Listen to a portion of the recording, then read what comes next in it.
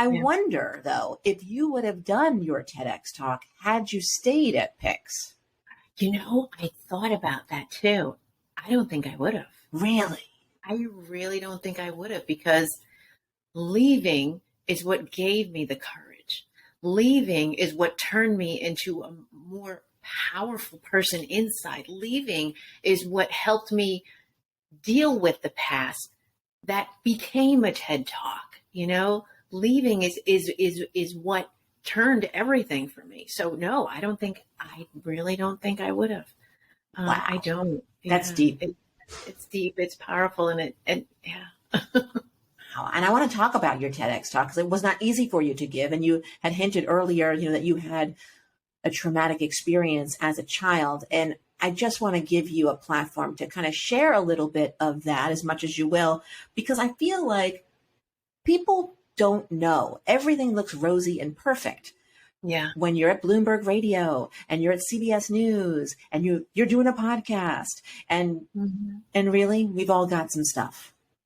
Yeah, we do. And it's hard. And I think the reason I did it was because of a lot of the judgment that I faced growing up, different labels that were put upon me because of how I acted. How I acted in certain situations, things that happened to me, and people didn't understand. And the question that I gave to people is, well, what if you change your thought process? Instead of slapping some label on someone and saying, oh, they're just a this, or they're just a that, or they're a slut, or they're, a snob, or they're this. Maybe you stop and you ask what happened to them, because a lot of how people react in life has a lot to do about what happened to them in life.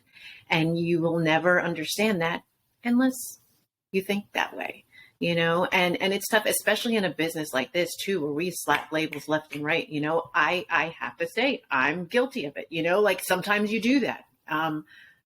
But if you just change your thought process, which I'm starting to do, it changes the whole mentality of everything, and the reason I came out with it is because there's so many people out there, so many young girls, so many young boys, who are abused as kids, and they feel like they can't come out and talk about it.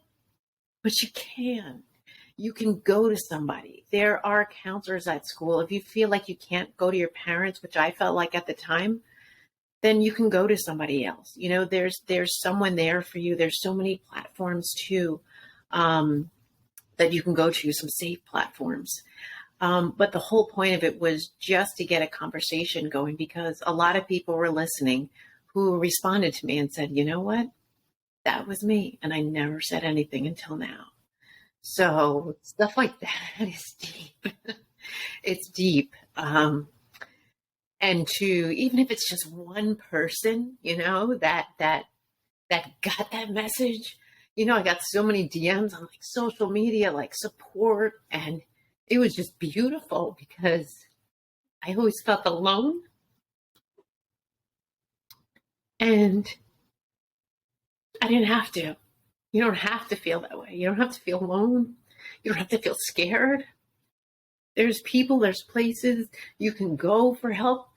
And that, I think, is going to be my next step, like to find an organization, heck, maybe even start my own,